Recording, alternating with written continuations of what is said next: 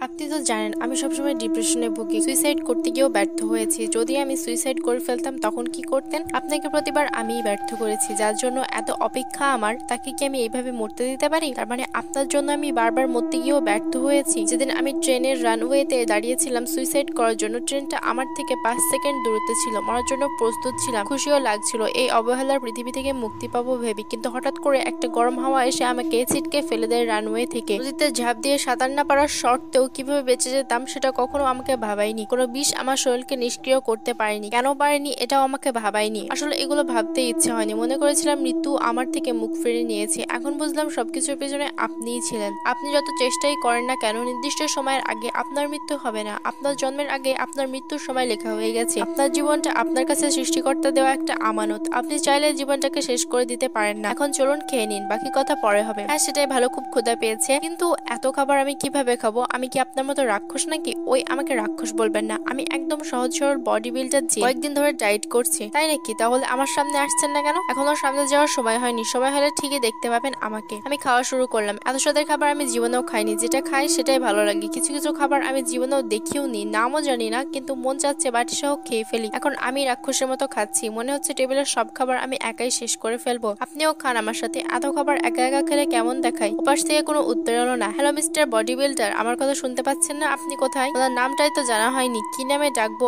আর আমাকে না বলেই কোথায় গায়েব হলো? হঠাৎ স্টোর রুমের দরজাটা ধপাস করে খুলে গেল। একটা অপবায় দেখা যাচ্ছে, কিন্তু অস্পষ্ট। অপবায়টা একটা মেয়ের আকৃতির। আমার সাথে যে এতক্ষণ কথা বলছিল সে তো একটা ছেলে, তাহলে এটাকে? ধীরে ধীরে অপবায়টা স্পষ্ট হচ্ছে। এক পর্যায়ে এক রূপবতী মেয়ের রূপ ধারণ করলো অপবায়টি। এত সুন্দর মেয়ে আমি আমার জীবন দশায় দেখেছি বলে মনে হয় না। ঘন কালো লম্বা চুলের মতো সাদা গায়ের রং, গায়ের রেশমি পোশাক দেখে মনে হচ্ছে এইমাত্র আকাশ থেকে নেমে আসা কোনো হুড়পড়ি। আমি যদি ছেলে হতাম তাহলে মেয়েটাকে তাবিজ করে হলেও বিয়ে করতাম। একটা মেয়ে এত সুন্দর কিভাবে হতে পারে? আমি ঠায় দাঁড়িয়ে আছি, মেয়েটাকে দেখে কথা বলার ভাষা হারিয়ে ফেলেছি। একগাল হাসি দিয়ে মেয়েটা আমার দিকে আসতে লাগলো। আমি ওর মুখের দিকে হা করে তাকিয়ে আছি। কাছে এসে মেয়েটা বলল, নিচে একটা মেয়ে হয়ে আরেকটা মেয়ের দিকে এমন হা করে দেখার কি আছে? জীবনে কোনোদিন সুন্দরী মেয়ে দেখো নাই? সুন্দরী মেয়ে অনেক দেখেছি, কিন্তু অপ্সরা এই প্রথমবার দেখছি, তাই চোখ সরাতে পারছি না। কোনো ক্রিম ব্যবহার করো তুমি? চেহারায় এত উজ্জ্বলতা কেন? আমার কথা শুনে ফিক করে হেসে দিয়ে বলল, আমাদের ক্রিম ব্যবহার করতে হয় না, আমরা জন্ম থেকে এমনই। এখন বলো কে তুমি? এখানে কেন এসেছো? আমাকে ভয় দেখাতে এসে থাকলে ভুল জায়গায় এসেছো।